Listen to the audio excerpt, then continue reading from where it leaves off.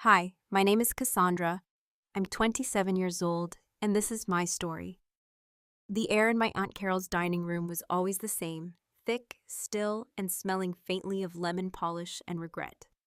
It was the air of a tomb, a carefully preserved space where joy came to die. Today, it was to be my tomb. They had convened the family's annual State of the Union, a summit of sanctimony where my life was always the primary agenda item under new business. They had chosen the mahogany dining table for the execution. It seemed fitting. The wood was nearly black, its surface polished to a grotesque mirror-like sheen that threw back distorted reflections of the crystal chandelier above. It was a dark, liquid surface, and I watched my own elongated face ripple across it, my features pulled and twisted into a mask of silent misery. It was an honest reflection, I suppose. I could smell the sharp, sterile scent of the lemon oil they used to clean it, a chemical tang that failed to mask the cloying sweetness of the potpourri simmering in a bowl on the sideboard. That smell, lemon and dying flowers, was the official scent of my family's disapproval. It was layered over the most suffocating aroma of all, the expensive funereal cloud of my Aunt Carol's perfume, a scent that clung to the damask curtains and the plush high-backed chairs. This room was her throne room, the table her altar. And today, as on so many days before, I was the designated sacrifice. My hands were folded in my lap, knuckles white, a carefully constructed posture of serene composure. A lifetime spent under the microscope of their judgment had taught me this much. Never let them see the blood in the water, never let them know they've struck a nerve. Inside, my heart hammered a slow, cold, defiant rhythm against my ribs, a war drum counting down the seconds to a battle they didn't even know was coming. My gaze drifted over the centerpiece of the altar, a charcuterie board so lavish it was an act of violence. It wasn't food, it was a statement, a testament to their casual, obscene wealth. There were mountains of prosciutto, shaved into translucent pink ribbons, rivers of hard salami, glistening with fat, crumbling odorous wedges of gorgonzola, and hard-aged parmesan that probably had more complex lineages than I did. There were figs, sliced to reveal their lurid red interiors, and clusters of grapes so dark they were almost black, dusted with a delicate white bloom. It was a feast for a condemnation, a final meal for the condemned. I had always known my worth in this family was conditional, measured in tax brackets and zip codes, but I never imagined they'd have my public execution catered. My aunt's voice, when it finally came, sliced through the heavy air with the precision of a surgeon's scalpel. I didn't need to look at her. I had her performance memorized.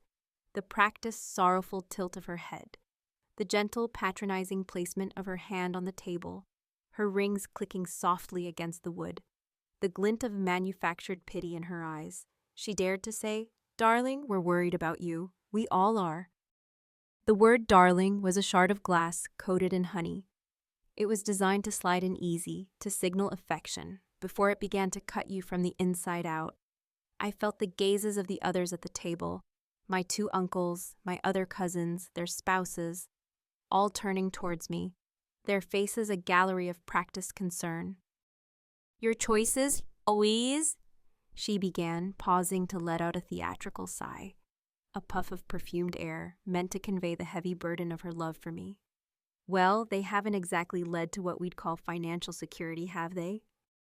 I felt, more than saw, my cousin Mark nod beside her. I could picture him perfectly without turning my head, the condescending little smirk playing on his lips, a look he reserved for waiters, valets, and me, the slight preening adjustment of his ridiculously expensive Swiss watch, a nervous tic that only appeared when he was feeling particularly superior. To him, my life wasn't a tragedy. It was a cosmic joke that affirmed the genius of his own.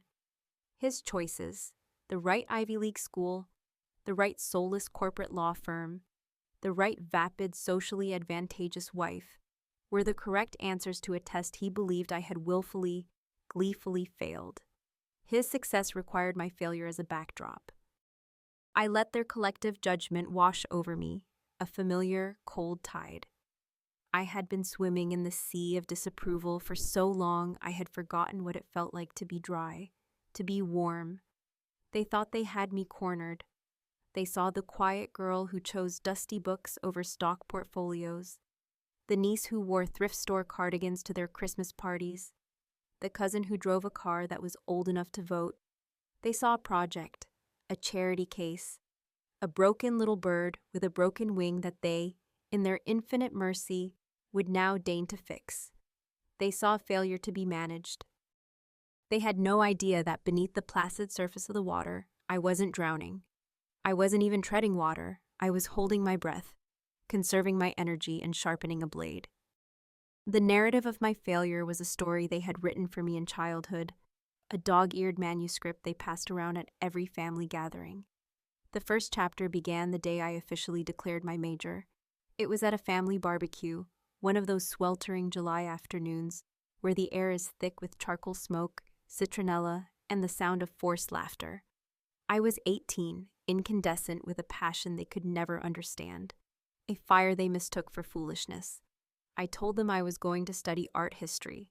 I wanted to live in a world of beauty and meaning, to understand the stories told in light and shadow captured on canvas. My father, a good man who had long ago surrendered in his own quiet war against their pragmatism, tried his best.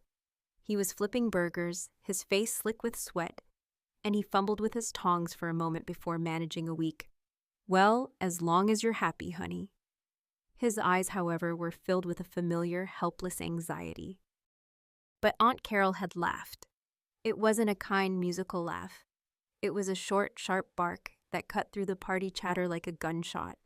She was holding a gin and tonic, the ice cubes clinking, and she looked me up and down, her eyes assessing my youthful idealism, as if it were a particularly virulent strain of flu. She dared to ask, her voice dripping with scorn, "Art history? What on earth are you going to do with that? Open a soup kitchen for starving artists?" My cousin Mark, already a junior at Wharton, had snorted into his beer. "Maybe she can give us tours of the paintings in our summer house," he'd quipped, and the adults had chuckled.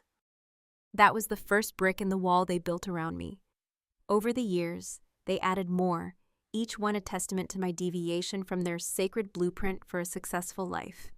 Moving into a small, rent-controlled apartment in a less-than-fashionable neighborhood on the other side of town? A brick. Choosing to drive a 10-year-old Honda instead of accepting their offer to co-sign a lease on a new, respectable sedan? A brick. Spending my meager savings on a 2-week trip to Florence to see the Uffizi Gallery and Brunelleschi's Dome, instead of putting it into a 401k? That was a very large, very heavy brick, one they never tired of reminding me about. Their concern was a constant low-grade poison administered in carefully measured doses.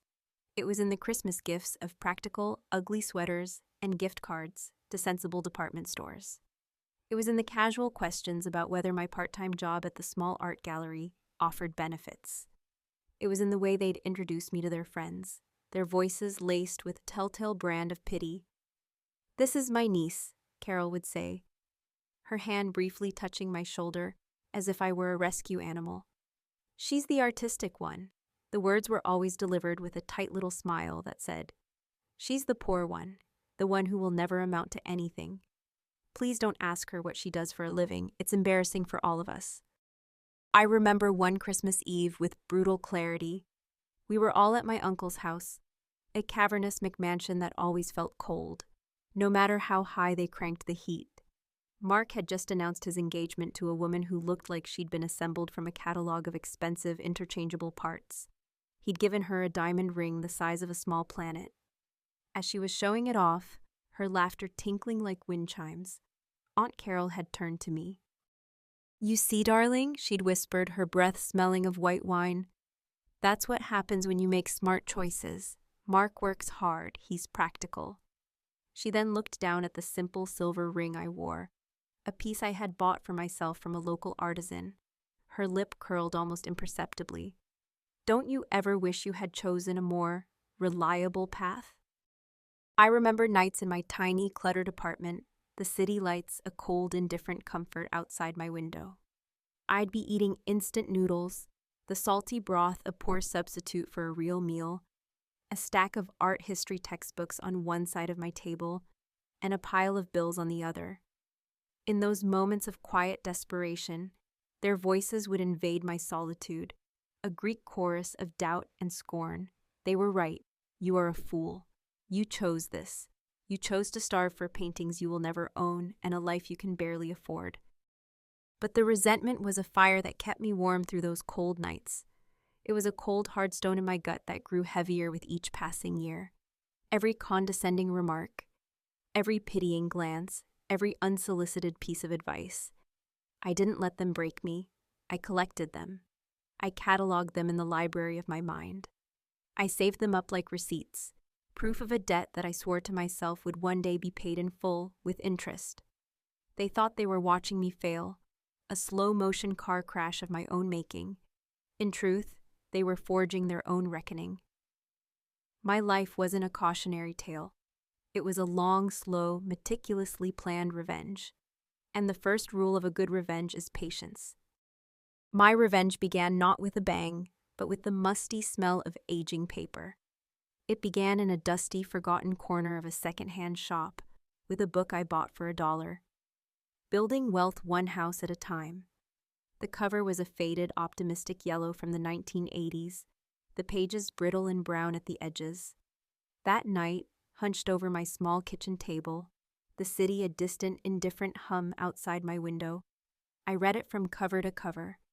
A hunger I hadn't felt since I first laid eyes on a Caravaggio painting in a dimly lit museum gallery ignited in me. The words on the page weren't about passion or ephemeral beauty. They were about numbers, leverage, cash flow, capitalization rates. It was a different kind of art, the art of the deal, and I found it beautiful in its brutal, elegant simplicity. It was a system with rules, and if you understood those rules better than anyone else, you could win. My obsession was immediate, absolute, and secret.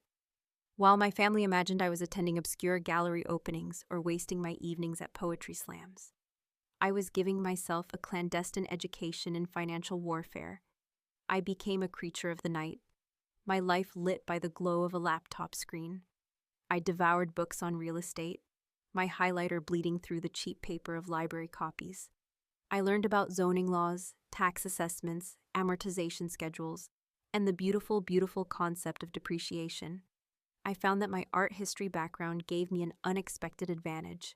I had been trained to see the hidden structures beneath the surface of a painting, to understand the composition, the use of light and shadow, the story told in what was omitted. I applied the same discipline to property records and market analyses. I was looking for the hidden structures, the undervalued assets, the story told in the numbers that no one else was bothering to read. I spent my lunch breaks not in cafes, but in the sterile silence of the downtown public library, using their computers to watch grainy, pixelated seminars on tax liens and wholesaling. I became a regular at the free workshops held in the basements of community centers, sitting in the back, a ghost among retirees and desperate men in shiny suits. I'd sip the terrible lukewarm coffee from a styrofoam cup and take furious notes while a man with a bad toupee and a booming voice explained the intricacies of seller financing. I created a new bank account with a small online bank they had never heard of. I named it the War Chest. It became my secret altar. Every spare dollar I had, every decision I made, was in service to this fund. The $5 for a latte that I didn't buy became $5 more for the fund. A night out with friends I politely declined became 50 more. I lived like a hermit, my world shrinking to my day job at the gallery, my tiny apartment, and my secret mission. I became a master of deprivation, a connoisseur of cheap pasta and day-old bread. I was fueled not by hope, but by pure, unadulterated spite. On the nights when the hunger was sharpest, and the loneliness a palpable presence in my small room, I would conjure Aunt Carol's face in my mind. Her fake pearls, her fake sympathy, her suffocating perfume. I would eat another bowl of ramen, and the taste of my future triumph was far sweeter, far more satisfying than any restaurant meal could ever be. The path was a gauntlet of methodical, soul-crushing humiliation. I will never forget the face of the first loan officer I met. I had made an appointment at the very bank where my cousin Mark was a valued client. I had worn my best thrift store blazer, my research organized in a neat folder. The loan officer was young, no older than me, his suit a little too big for his shoulders, and he radiated the smug, unearned confidence of someone who had never known a day of real struggle. He glanced at my tax returns, at the meager income from my job at the gallery, and he gave me a smile that didn't reach his eyes. It was a smile of pure, dismissive pity, the same smile I had seen on my relatives' faces 1,000 times. He dared to say, his voice smooth and condescending, "I admire your ambition, I really do. But your debt-to-income ratio is problematic. Maybe come back when your income is a little more substantial." He pushed my folder back across his vast, empty desk as if it were contaminated with failure. I walked out of that bank into the bright, indifferent sunlight. The street was full of people laughing, talking, living their lives, oblivious to the quiet execution that had just taken place inside. I sat in my old beat-up car, the engine ticking as it cooled, and I didn't cry. The time for tears was long past. Tears were a waste of salt and water. Instead, a wave of glacial calm washed over me. I simply stared at the bank's pristine logo, the symbol of a world that had rejected me, and I made a vow. I would not come back to them begging for scraps from their table. I would come back and I would buy the whole damn table, and then I would burn it for firewood. There were countless other rejections. Real estate agents who, upon hearing my name, would suddenly remember another appointment. Sellers who would laugh at my carefully calculated, all-cash offers, deeming them too small, too insignificant to even counter. Deals that shimmered like oases in the desert, only to evaporate at the last minute, snatched away by someone with deeper pockets and better connections. Each one was a fresh sting, a new verse in the chorus of their "I told you so" that played on a loop in my head. But with every door that slammed in my face, the fire in my gut burned hotter, purer. Their judgment wasn't a weight, it was fuel. Their doubt wasn't an obstacle, it was a whetstone against which I sharpened my resolve. My breakthrough came on a Tuesday night in February, the kind of cold, miserable night that saps the will to live. I was on my laptop, my eyes burning from staring at the screen for hours, scrolling through hundreds of property listings, and then I saw it. An 8-unit apartment building on Elm Street. It wasn't in a glamorous neighborhood, but it was stable, full of working-class families who paid their rent on time. The building itself was ugly, a squat brown brick box from the 1960s. But I wasn't looking for beauty. I was looking for potential. I spent the next 3 nights doing a deep dive. I pulled the tax records, the ownership history, the zoning reports. The building was owned by an out-of-state corporation that had inherited it as part of a larger portfolio. The rents were at least 30% below market rate. The expenses listed were ridiculously high. The management was lazy, inefficient. It was a sleeping asset, an unpolished gem, a machine for generating cash that had been left to rust. It was perfect. I drained the war chest for the deposit. I found a small, hungry credit union on the other side of the state that was willing to finance the deal based on the property's projected income, not my personal tax returns. The negotiation was a brutal, nerve-wracking game of poker. But I knew my numbers. I knew the property's weaknesses better than the owner did. My final offer was outrageously low, but it was clean, all cash, with a quick closing. They grumbled, they postured, but in the end, they accepted. The day the loan was officially approved, I felt a tremor of triumph so profound it almost brought me to my knees. It was the first real taste of victory. It was quiet, it was secret, but it was mine. And now here we were, back at the mahogany altar. The contrast between my secret reality and their perception of me was a dizzying, silent comedy. As they laid out their pathetic little rescue plan, I felt not anger, but a kind of clinical detachment, the way a biologist might observe a lesser species in a terrarium. Aunt Carol slid the printed job description across the polished table. It came to a rest next to my water glass, an insult in black and white. "Your Uncle Robert pulled a few strings," she said, her voice oozing the sickly sweetness of her magnanimity. "It's a position for an administrative assistant at a very respectable insurance firm." She paused, letting the full weight of her charity settle upon my shoulders. "The pay isn't great, of course," she added, as if that were a given. "But it's stable. It's time to be realistic, darling." Realistic. That was their favorite word. Their euphemism for mediocrity. It meant small, it meant safe. It meant a life without risk or passion or the possibility of anything grand. It meant the death of everything I was and everything I was secretly becoming. Then it was Mark's turn to present his offering. He cleared his throat, a self-important, phlegmy sound, and produced his own document with a flourish, a spreadsheet. The grid lines and bold headers were a testament to his unshakable belief in the power of numbers to suffocate a human soul. "And I took the liberty of drawing up a budget for you," he announced, his tone that of a benevolent king bestowing a great gift upon a simple-minded peasant. He pushed it towards me. I glanced at it. There were categories for rent, utilities, and a comically small number next to groceries. There was no category for books or art supplies or a trip to a museum. "If you follow this," he continued, pointing a manicured finger at the page, "cutting out all non-essentials, and let's be honest, for you, that's a lot. You might be able to afford a new set of tires for that old car of yours in, about 6 months." He looked so proud of himself, so pleased with his own cleverness. He was trying to trap me in a cage of his own design, a cage built of numbers and limitations. I had to suppress a laugh. It rose in my throat, a bubble of pure, incredulous mirth. Him lecturing me about budgets. It was like a child with a piggy bank explaining compound interest to the chairman of the Federal Reserve. I felt a strange sense of detachment, of watching a scene unfold from a great, untouchable height. Every word they spoke, every condescending gesture, was a shovelful of dirt on the grave they were unknowingly digging for themselves. The humiliation they intended to inflict on me was a pale, flimsy shadow of the one I was about to unleash upon them.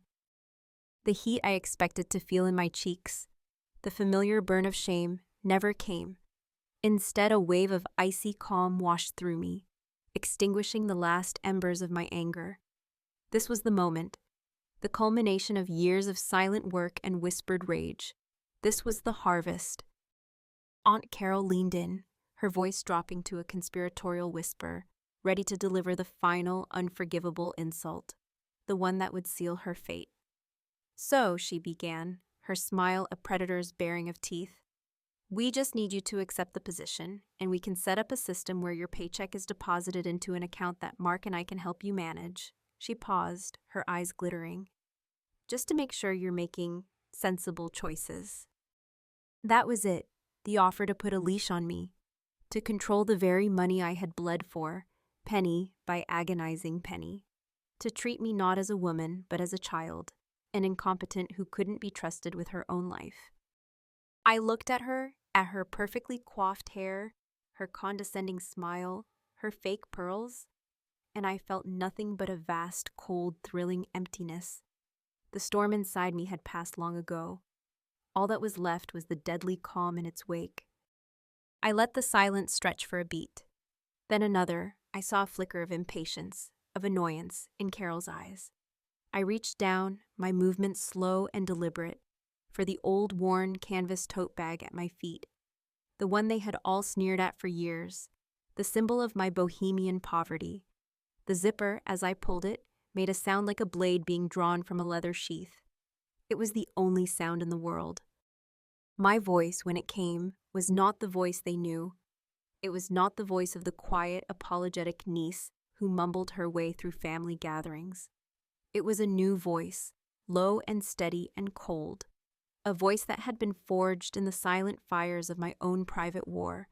It dropped into the suffocating silence of the room like a stone into a still pond, the ripples spreading outwards, disrupting everything.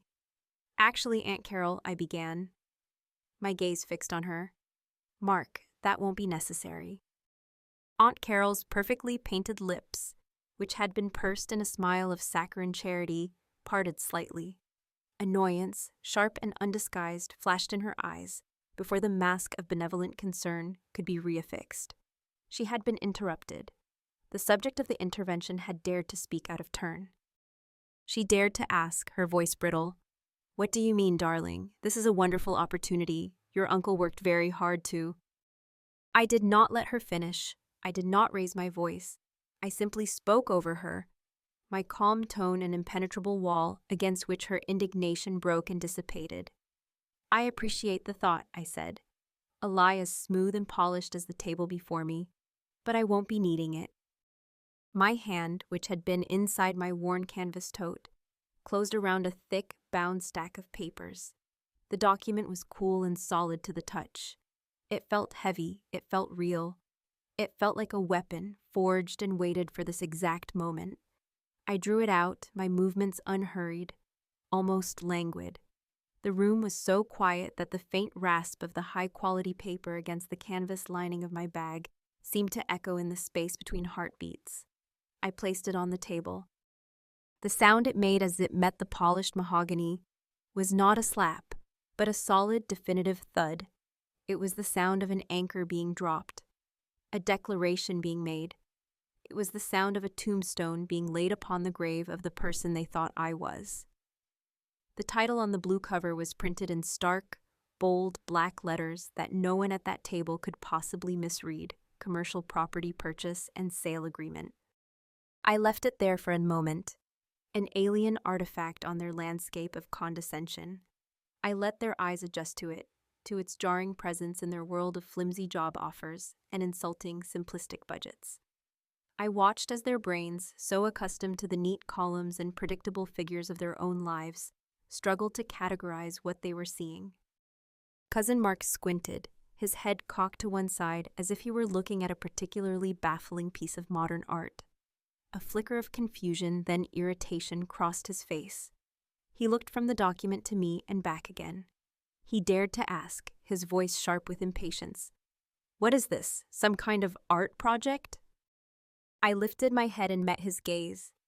It was the first time I had looked any of them directly in the eye since the Inquisition began, and I felt no fear, no intimidation.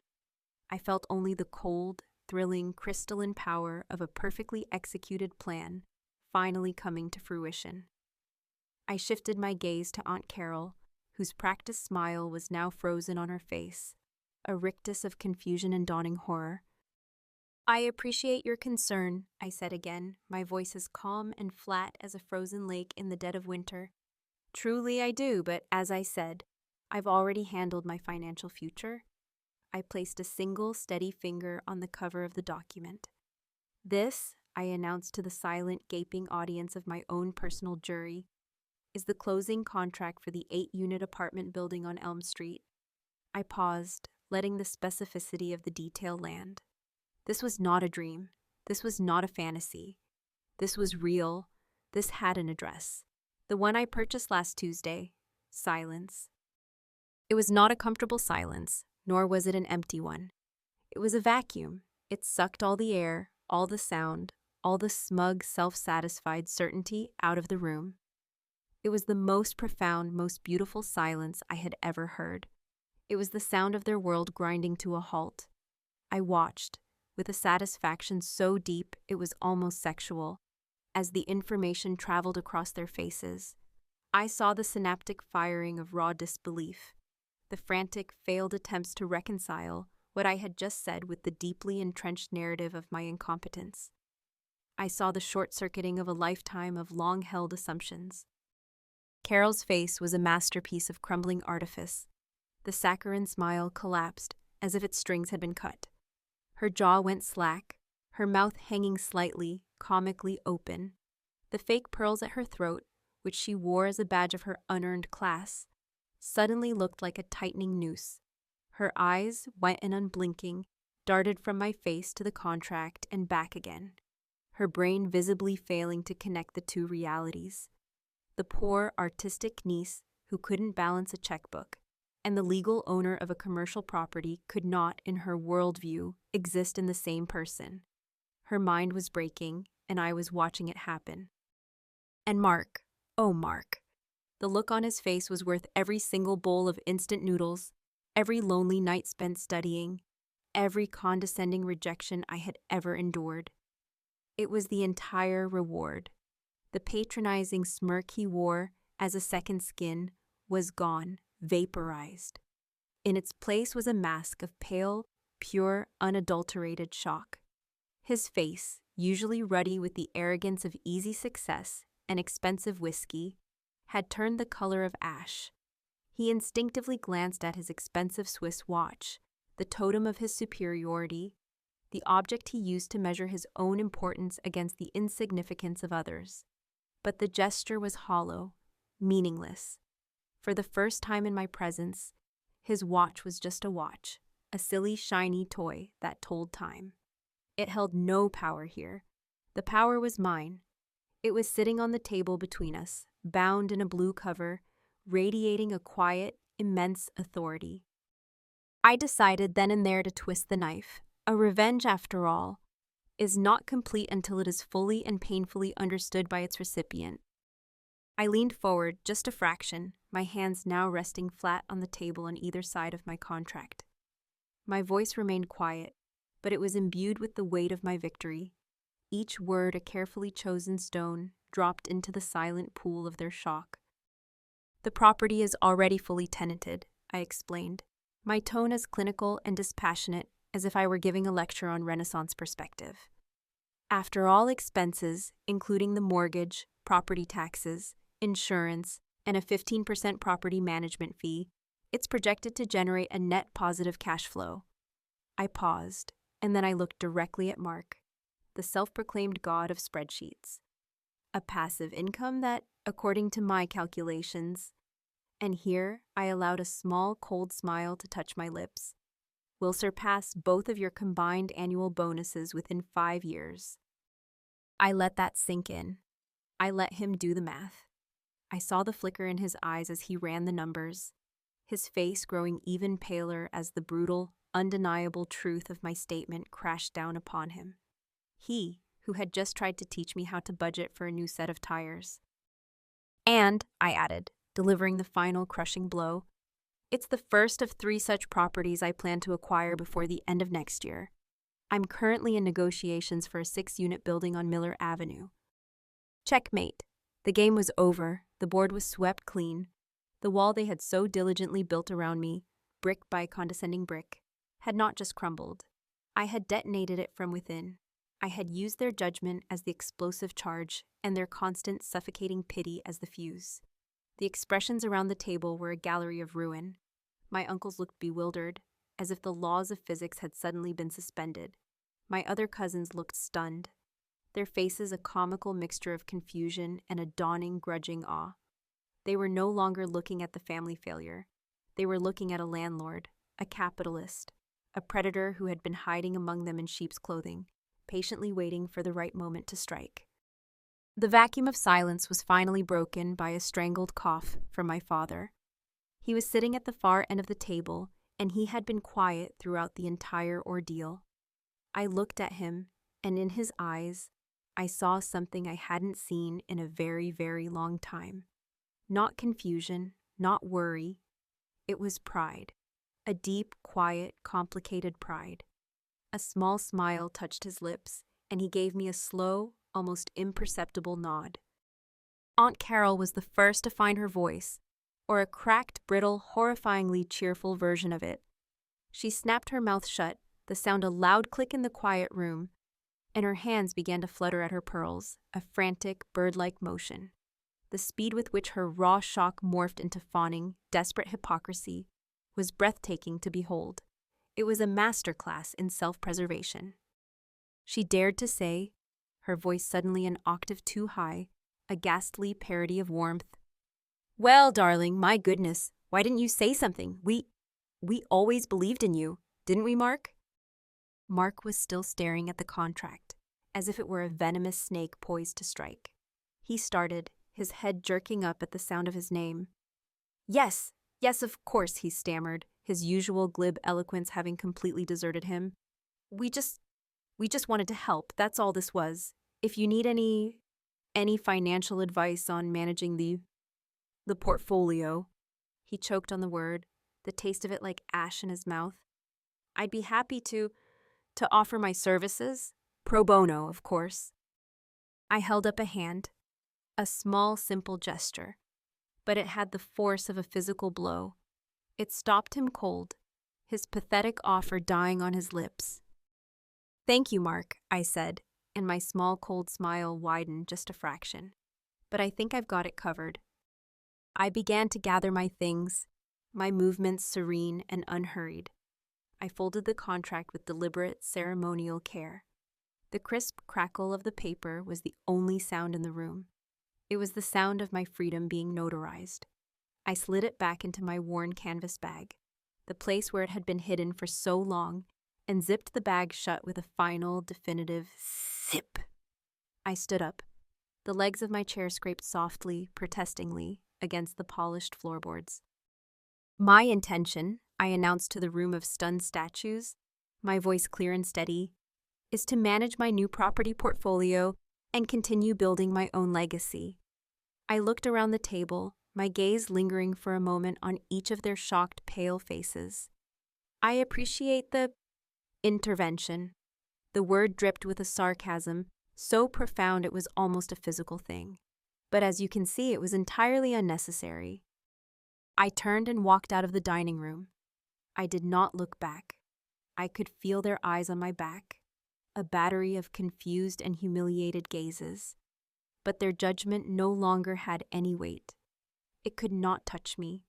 It was like shrugging off a heavy, sodden coat I had been forced to wear for 20 years, a coat that I had finally, gloriously set on fire. As I walked down the long, silent hallway, past the family photos where I always looked slightly out of place, a ghost at their feast, past the expensive, soulless art they had bought for decoration rather than love, I felt lighter than I had in my entire life. The front door opened with a heavy click, and the air that greeted me, the normal, unair-conditioned air of the outside world, tasted sweet and clean. I had walked into that house a sacrifice. I was walking out a conqueror. The engine of my old Honda turned over with its familiar, comforting rumble. The sound, which had once been a source of shame for me, a constant reminder of my financial inadequacy, now sounded like the purr of a loyal, patient accomplice. I pulled away from the curb in front of Aunt Carol's house, that pristine monument to quiet desperation, and I did not look back. I did not need to. The image of their faces, a gallery of shattered arrogance, was burned into my memory, a masterpiece of devastation that I knew I would revisit often, in quiet moments, for the rest of my life. I drove through the manicured, tree-lined streets of their neighborhood, a place I had always hated, a place that had always made me feel small and out of place. The houses were enormous, their windows dark and watchful, their lawns perfect, emerald squares of chemically induced conformity. Tonight, they didn't intimidate me. They looked like cages. Beautiful, expensive, lonely cages. I felt a surge of something that went beyond triumph. It was pity, a vast, profound pity for them, for their small, fearful lives, for the fact that they had mistaken the cage for the kingdom. As I merged onto the highway, the city skyline spread out before me, a glittering tapestry of light and ambition. The lights seemed brighter tonight, sharper. It was the same city, but I was seeing it through new eyes, my eyes. Not the eyes of the family failure, the charity case, the struggling artist. I was seeing it as a player, an owner, a participant. A small part of that glittering tapestry now belonged to me. When I got back to my tiny, cluttered apartment, the place that had been both my sanctuary and my prison cell for so long, it felt different. The familiar scent of old books and brewing tea was still there, but the undertone of quiet desperation was gone. I walked through the small rooms, my hand trailing along the spines of my art history books. They weren't symbols of my poor life choices anymore. They were the tools that had sharpened my eye, that had taught me to see the value where others saw none. My apartment wasn't a symbol of my poverty. It was the headquarters from which I had planned and executed a successful military campaign. I sat on my worn sofa and pulled out my phone. My thumb hovered over my family's group chat, a place usually littered with Mark's boasts about his latest golf score and Carol's photos of her ostentatious flower arrangements. It was silent, utterly, completely silent. The silence was an admission of defeat. It was a white flag. They had no words, no narrative to spin that could contain what had just happened. I had taken their story, and I had ripped out the final pages. My phone buzzed in my hand, and for a second my heart leaped into my throat, an old conditioned reflex of anxiety. But it wasn't them. It was Mike Dinner, I answered. He was quiet for a long moment. I could hear the television murmuring in the background of his small condo. When he finally spoke, his voice was thick with an emotion he couldn't quite name. "I'm proud of you, kiddo," he said, the words rough, as if he hadn't used them in a long time. "Your mother, she would have been proud of you too." A single tear, hot and unexpected, traced a path down my cheek. It wasn't a tear of sadness or anger. It was a tear of release. It was the first tear I had allowed myself to cry in a decade. "Thanks, Dad," I managed to say. That was all, but it was enough. A week later, I am standing in the middle of an empty apartment in the building on Elm Street. My building. The air smells of fresh, clean potential and the sharp, optimistic scent of new paint. The late afternoon sun streams through the large, clean windows, casting long, warm rectangles of golden light on the newly refinished hardwood floors. The city hums outside, a distant, rhythmic pulse. It is the sound of my future. This empty room feels more luxurious, more opulent than my aunt's entire house.